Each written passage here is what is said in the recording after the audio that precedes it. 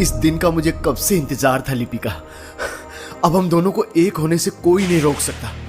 आओ आओ मेरे पास आ जाओ। भूलो मत डॉक, आप अभी भी मेरी कहानी में हो और आप मुझे तब तक छू नहीं सकते जब तक कि मेरी मर्जी ना हो। खुद को यूं दिखाकर मुझे और बेकाबू मत करो लिपिका। पर मजा तो इंतजार में ही है ना डॉक। आइए ना, आइए ना, मेरे पीछे आइए डॉक। मैं आपको जन्नत की सैर करवाती हूँ। नहीं, हम कमरे से बाहर कहीं नहीं जाएंगे। डॉक प्लीज, जैसा मैं कहती हूँ वैसा करो। ये कपड़े क्यों पहन रही हो तुम? ताकि आप इसे अपने हाथों से उतारो डॉक। आखिर मैं भी तो देखूं कि अघोरी नंदा को हराने वाले में प्यार करने की कितनी ताकत है। मैं इस जल्लाद से सीधे नहीं भिड़ सकती हूँ और इस चार दीवारी के अंदर तो बिल्कुल भी नहीं। इसके पास मायावी शक्ति है, मुंडा का साथ भी है और मैं बस एक मामूली सी बेचारी राइटर। इसलिए इस जानवर से लड़ने के लिए मुझे अपने दिमाग का इस्तेमाल तो करना ही होगा और इस माया जाल से किसी न किसी तरह से बाहर निकलना ही होगा। और वैसे भी इस वक्त इस मायावी को मेरे जिस्म के अलावा कुछ और तो दिख ही नहीं रहा है। इसके अंदर की जिस्म की भूख इसकी आंखों में साफ दिख रही है। मुझे पूरा भरोसा है कि ये मुझे इस कमरे से बाहर जाने से नहीं रोकेगा, बल्कि मेरे पीछे पीछे आएगा। इसीलिए मुझे इस दरिंदे को हवस के इस माया जाल में उलझाए रखना होगा। रुक जाओ लिपिका। ये क्या? ये मुझे रोक क्यों रहा है? अब मैं क्या करूं? अब इससे पहले कि डॉक मुझ पर हावी हो, मुझे कुछ करना होगा। मुझे कुछ करना होगा। पर मैं क्या करूं? सबसे पहले तो डॉक की तरफ ही देखती हूँ। क्या हुआ डॉक? मेरा आइडिया पसंद नहीं आया? आप कहो तो मैं कपड़े यहीं उतार लूं? नहीं लिपिका, अब तो मैं ही इन्हें उतारूंगा। तुम बस अपनी अदाओं से मेरी भूख बढ़ाओ। इतना कहते हुए डॉक्टर ने नीचे रखी हुई गुड़िया को माला की तरह पहना और सीधे मेरी तरफ बढ़ने लगा और मेरे होठों को अपनी उंगली से रगड़ते हुए कहा, ऐसा ही चाहती थी ना तुम लिपिका? हाँ, धीरे धीरे देखते जाओ डॉक कि मैं आखिर चाहती क्या हूँ। इतना कहते हुए मैं अपनी अदाओं से डॉक्टर को ललचाते हुए उसे कमरे से बाहर ले आई। धीरे धीरे मैं उसे इस पूरे घर से दूर ले जाने लगी। इसी बीच मुझे डॉग के कमरे में उसकी बीवी की कई तस्वीरें दिखी। कितनी मासूम और प्यारी दिखती थी वो। लेकिन इस जल्लाद ने उस अबला को भी मौत के घाट उतार दिया। आज की ये रात या तो इस जल्लाद की आखिरी रात होगी या मेरी। डॉग के घर के पीछे का रास्ता उस शमशान की तरफ से ही जाता है जहां से ये सब कुछ शुरू हुआ था। इसीलिए उसे अपने हुस्न के जाल में फंसाते हुए मैं उधर उस शमशान की तरफ ही बढ़ने लगी। इसी बीच डॉग ने मुझे कहीं चूमा तो कहीं छूने लगा। उसका मेरे पास आना भी किसी नर्क जैसा ही था। लेकिन मैं करूं भी तो क्या, ये मुझे समझ ही नहीं आ रहा था। इसी बीच डॉग मेरे पास आया और मेरी बाह को पकड़कर अपनी ओर खींच लिया और झटके से पेड़ की ओर ले गया और वो सब कुछ करने की कोशिश करने लगा। डॉग डॉग डॉग प्लीज ऐसा मत करो, please please dog, please dog, please dog रुक जाओ, डॉग छोड़ दो। बस ऐसे ही चीखती रहो लिपिका, मुझे और मजा आएगा। नहीं, अगर मैं कमजोर पड़ी तो सब गड़बड़ हो जाएगी। मुझे कुछ और ही सोचना होगा। डॉग, मेरे कहने का मतलब है पहले अपनी आंखें बंद करिए ना और फिर देखिए सिलसिला मैं कैसे शुरू करती हूँ। इतना कहते हुए मैंने अपनी उंगलियों को उसके गालों पर फेर दिया और उसने अपनी आंखें बंद कर ली। और मैं मौका पाते ही वहां से भाग खड़ी हुई। डॉग को बहुत पीछे छोड़कर मुझे उसके चीखने की आवाज आई। इसका मतलब है कि उसे पता लग गया कि मैं उसके साथ धोखा कर रही हूँ। यानी अब अगर मैं उसके हाथ लगी तो मुझे कोई नहीं बचा सकता। ये सब कुछ होने के बाद मैं जंगल में बेतहाशा भागे जा रही थी। कुछ पता ही नहीं चल रहा था कि मैं कहाँ जा रही हूँ। जंगल की ओर मुझे कुछ मध्यम रोशनी दिखाई दे रही थी, तो मैं उसी रोशनी की ओर भागने लगी, सीधे एक सड़क पर जा निकली। और तभी कोई चीज तेजी से आकर मुझसे टकरा गई और मेरी आंखों के आगे कुछ धुंधला हो गया। जब कुछ समय के बाद मेरी आंख खुली तो एक बूढ़ा आदमी मेरे सामने खड़ा हुआ था। उसके हाथ में पानी का ग्लास था। तुम ठीक तो हो ना बिटिया? अरे तुम एक गाड़ी से टकरा गई थी। मैं आखिर कहाँ हूँ और आप कौन हैं? मैं ई शमशान का रखवाला हूँ बिटिया। इन शब्दों को सुनकर मुझे डॉक्टर की कहानी याद आ गई और फिर उन्हें अपनी सारी आप बीती मैंने सुना दी। डॉग के बारे में सुनते ही उनकी आंखें भी गुस्से से लाल हो गईं। अरे जल्लाद है वो बिटिया, पूरा जल्लाद। उसने आपके साथ भी कुछ किया था क्या बाबा? जब वो पहली बार हमारे सामने आया था तो बहुत ही परेशान और हताश सा दिख रहा था, रो रहा था, मरने की कोशिश कर रहा था। लेकिन जब वो वापस लौटा तो हमें उसकी आंखों में शैतान दिखा, जो अपनी बीवी की 2 हिस्सों में कटी लाश के साथ आया था उसका अंतिम संस्कार करने। और बिटिया, उसे इस बात का कोई अफसोस भी नहीं था। जब हम उससे पूछे कि ये सब कैसे हुआ है, तुमने पुलिस को बुलाया है या नहीं, तो वो झड़पते हुए कहने लगा, ए बुड्ढे, इसकी ये हालत मैंने की है। अगर अंतिम संस्कार नहीं करना तो चुपचाप मूर्त बनकर वहीं खड़ा रहे, नहीं तो तुझे भी बिना टुकड़े किए ही इसी के साथ जला दूंगा। इसके बाद बिटिया, उसने खुद ही उस लाश को जला दिया और वहां से चला गया। उसकी अस्थियां लेने भी नहीं आया वो, यहीं रखी है वो अस्थियां। बेचारी बच्ची की आत्मा को शांति नहीं मिली होगी। हाँ। लिपिका! लिपिका! लिपिका!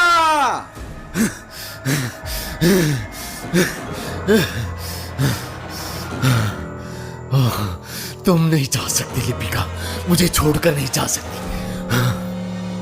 ये तो यहाँ भी पहुँच गया, अब मेरा क्या होगा? अरे कुछ नहीं होगा बिटिया, ई लो, ई कंबल ओढ़कर यहाँ बैठ जाओ, मैं उसे देखता हूँ। चुप रहना, आवाज मत करना। हाँ। उस बुजुर्ग आदमी से मेरा कोई रिश्ता भी नहीं था, लेकिन वो मेरे लिए उस जल्लाद डॉक्टर से भिड़ने अपनी झोपड़ी के बाहर चले गए।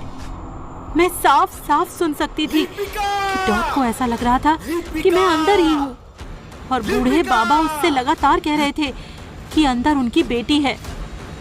उन दोनों की बहस इतनी तेज हो गई कि डॉग उनकी जान लेने पर उतारू हो गया। मेरा दिमाग अब भी काम नहीं कर रहा था, इसलिए वहां रखी डॉग की बीवी की अस्थियों का कलश मैंने अपने ऊपर उड़ेल दिया, ताकि मैं आसानी से उस जल्लाद की पहचान में ना आऊं।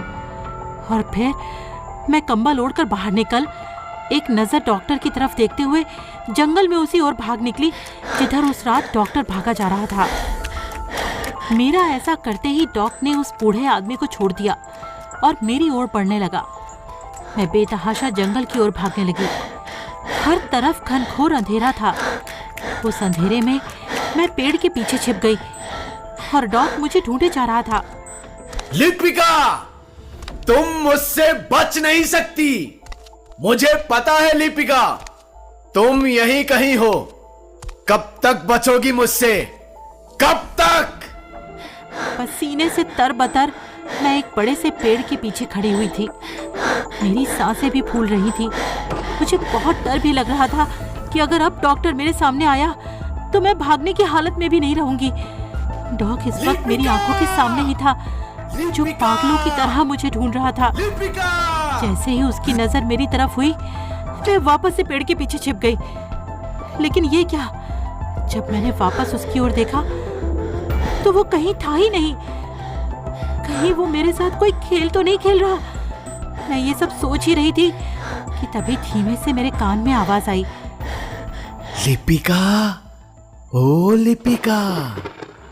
मैं पीछे मुड़ी तो कोई भी नहीं था। मेरे चारों ओर भी कोई नहीं था। तभी अचानक से फिर से मुझे वही आवाज सुनाई दी। ओ लिपिका। मुझसे पीछे मुड़ने की हिम्मत भी नहीं हो रही थी, लेकिन जैसे ही मेरे कंधे पर किसी का हाथ पड़ा तो मैं पीछे मुड़ गई और मेरे सामने डॉक।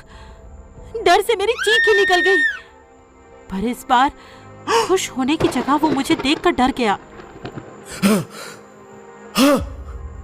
अच्छा, तो अब तूने इसके शरीर पर कब्जा कर लिया है, पर मेरी जान, तू मुझसे इसे बचा नहीं पाएगी। सुन रही है ना तू? लिपिका, मेरी बीवी की आत्मा मेरा कुछ नहीं बिगाड़ सकती। मुझे कोई नहीं मार सकता, कोई नहीं। डॉग की ये बात सुनते ही न जाने कैसे मेरे हाथ अपने आप ही ऊपर उठ गए और मैं उसे हवा में उठा उसके गले को दबाने लगी। लेकिन इतना करने पर भी उस पर कोई असर ही नहीं हो रहा था। दम घुटने की जगह वो तो जोर जोर से हंसे जा रहा था। तो तभी अचानक से मैंने या मेरे अंदर मौजूद डॉग की बीवी की आत्मा ने उसे ऐसे ढकेला कि वो बहुत दूर जा गिरा। ये बात मुझे फिर से पहले जैसा महसूस होने लगा, जैसे अब मुझ पर किसी का वश नहीं है। यानी अब मुझे अपनी जान बचानी होगी, इससे पहले कि वो जल्लाद फिर से उठकर मेरे पास आए। इसीलिए मैं तुरंत ही एक पेड़ पर चढ़ गई ताकि मैं उसे कहीं भी ना दिखूं। और ऐसा ही हुआ। वो पागलों की तरह मुझे इधर उधर ढूंढने लगा, पर मैं उसे कहीं मिल ही नहीं रही थी। पर मेरी बदकिस्मती ऐसी है कि वो मुझे ढूंढते हुए रुका भी तो ठीक मेरे पेड़ के नीचे। इस वक्त मैं पूरे दिल से दो ही चीजें मांग रही थी। पहला ये कि वो ऊपर ना देखे, और दूसरा ये कि किसी भी तरह से इस राक्षस का अंत हो जाए। लेकिन किस्मत को कुछ और ही मंजूर था, यानी मेरी मौत, क्योंकि पसीने से तरबतर मेरे शरीर से पसीने का एक कतरा सीधे उसके कंधे पर जा गिरा। और जैसे ही उसने अपनी नजर ऊपर घुमाई, वैसे ही मैं घबराहट में नीचे जमीन पर गिर गई और एक बार फिर से मेरी आंखों के आगे अंधेरा छा गया। फिर न जाने मुझे कितनी देर बाद होश आया होगा, पर आंखें खोलने की हिम्मत तो मुझ में नहीं थी। मेरे कान में मंत्र उच्चारण जैसा स्वर सुनाई दे रहा था। मैं हाथ पांव भी नहीं हिला पा रही थी, लेकिन जैसे तैसे हिम्मत करके मैंने अपनी आंखें खोली और मैंने देखा कि मैं एक पेड़ से बंधी हुई हूँ और मेरे शरीर पर एक भी कपड़ा नहीं है। और वो जल्लाद मेरे सामने बैठ किसी तंत्र मंत्र की क्रिया में लगा हुआ है। जाग लिपिका, जाग, घबरा मत। अब तक कुछ नहीं किया मैंने तेरे साथ, और अब कुछ करूंगा भी नहीं। मुझे तू पसंद थी, तुझे पाकर मैं अपना बना लेता, पर तू उस लायक है ही नहीं। इसलिए जा, अब मैं तेरी आहुति देकर अपने शैतान को खुश करूंगा, और फिर मैं और भी ज्यादा ताकतवर हो जाऊंगा। यही तेरी सजा है लिपिका। और तू तो मेरी कहानी जानती ही है ना, जो मेरा नहीं वो इस दुनिया में ही नहीं। नहीं नहीं नहीं डॉक, मेरे साथ ऐसा मत करो, मेरे साथ ऐसा मत करो डॉक। कोई मुझे बचाओ, कोई मुझे बचाओ, प्लीज कोई मुझे बचाओ। कहाँ है आप अघोरी नंदा? हर किसी की मदद करते हैं, मेरी भी मदद कीजिए। अघोरी नंदा कहाँ है आप? प्लीज मुझे बचाओ। जा, बुला ले अपने उस नंदा को, पर वो नंदा भी मेरा कुछ नहीं बिगाड़ सकता। मुझे कोई नहीं मार सकता, मैं अमर हूं। अमर नहीं है तू, तेरी जान तेरे गले में पड़ी गुड़िया में कैद है। जैसे ही उसका गला मरोड़ूंगी, तू भी यही ढेर हो जाएगा डॉग। जिस्म पर कपड़े नहीं बचे, लेकिन अकड़ अभी भी कम नहीं हुई है। हाँ? राइटर है ना, इसलिए कहानियां अच्छे से समझती है। और तुझे याद भी रह गया कि मुंडा ने रक्त आहुति से मेरी जान इस गुड़िया में कैद कर दी थी। हाँ, मैं उस वक्त ही जान गई थी कि तुझे खत्म करना है, तो इस पापी गुड़िया का अंत जरूरी है। इसीलिए तो तुझे उस कमरे से निकाल कर यहाँ लाई हूँ, जहाँ तू उस अघोरी नंदा से मिला था। मेरे माया जाल में तुम मुझसे नहीं खेल पाएगी लिपिका, ये बात सिर्फ तुझे पता है। अभी तेरी जान तो मैं ले ही लूंगा और फिर सब खत्म। मेरे रहते हुए तू ऐसा नहीं कर पाएगा मूर्ख। मुझे पता था नंदा, तू जरूर आएगा। आज इस साली के साथ तेरा किस्सा भी यहीं खत्म कर दूंगा। कोशिश करके देख ले। अघोरी नंदा की चुनौती के बाद वो दानव धारदार हथियार लेकर मेरी ओर बढ़ने लगा। तभी नंदा ने कुछ ऐसा किया कि मैं पेड़ से गायब हो गई और उसका वार खाली चला गया और मैं अघोरी नंदा के पीछे पहुंच गई। उन्होंने न सिर्फ मेरी जान बचाई बल्कि इज्जत भी। जिस रस्सी से मैं पेड़ से बंधी थी वो अब मेरे जिस्म से लिपट किसी कपड़े के समान काम कर रही थी। इससे पहले कि वो मुझ पर कोई और हमला करता, मैंने नंदा से चीखते हुए कहा, बाबा, इसे खत्म करने के लिए इसके गले में टंगी उस गुड़िया पर वार करना होगा। इतना सुनते ही डॉग ने गुड़िया को गले से निकाला और हवा में उछाल दिया, जिसे फिर हवा में काले कौवे ने लपका और उड़ गया। ये देखकर अघोरी नंदा ने भी अपनी मायावी शक्ति से कई पंछियों को उसके पीछे लगा दिया और फिर डॉग पर हमला किया। पर इस हमले का उस पर कोई असर ही नहीं हुआ।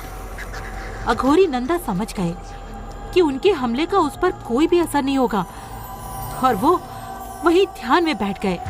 तू कुछ नहीं बिगाड़ सकता नंदा, देख कितना लाचार है रे तू। लेकिन अब तेरा क्या होगा लिपिका, तुझे कौन बचाएगा? तू मुझे मारना चाहता है ना? मार दे मुझे। और तुझे भी पता है कि अब तेरी जिंदगी भी ज्यादा देर तक नहीं रहने वाली है।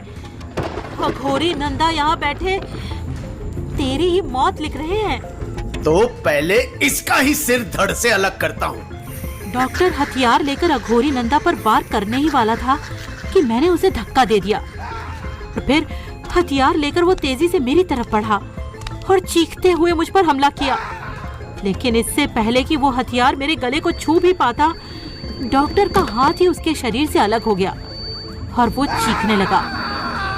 मैं अघोरी नंदा के चेहरे को देखकर साफ पढ़ सकती थी कि वो अपनी मायावी शक्ति से उस गुड़िया पर हमला कर रहे थे और इधर डॉग लहूलुहान हो चीख और चिल्ला रहा था। उसे मरता देख उसकी पत्नी की आत्मा अचानक से मेरे बगल में आ गई और हंसने लगी और कुछ इस तरह से डॉग का अंत उसके ही माया जाल में हो गया और मैं सीधे अघोरी नंदा के कदमों में गिर गई। उठ जाओ बेटी लिपिका। अगर आज आप नहीं होते तो न जाने मेरा क्या होता बाबा। तुमने अपनी जान अपनी समझदारी से बचाई है बेटी, नहीं तो मुझे कभी पता नहीं चलता कि उसकी जान उस गुड़िया में कैद है। खैर, मेरी गलतियों की वजह से ही इस राक्षस का जन्म हुआ था और आज अंत भी। हाँ, इस माया जाल का तो अंत हो गया, लेकिन मेरा एक सवाल है, अगर आप इजाजत दें तो। बेफिक्र होकर पूछो लिपिका। इस जल्लाद की कहानी में मैंने सुना कि आपको भी प्यार का अनुभव है और प्यार की वजह से ही आप अघोरी बने, लेकिन कैसे? आखिर आप नंदा से अघोरी नंदा कैसे? अभी तो एक माया जाल खत्म हुआ है, वक्त आने दो, तुम सभी को ये कहानी भी समझ आ जाएगी। इतना कहकर अघोरी नंदा और डॉग की पत्नी की आत्मा कहीं गायब हो गए और मैं वापस घर लौट आई। मुझे खुशी है कि मैं इस माया जाल से बाहर आ गई और ये सिलसिला यहीं खत्म हो गया।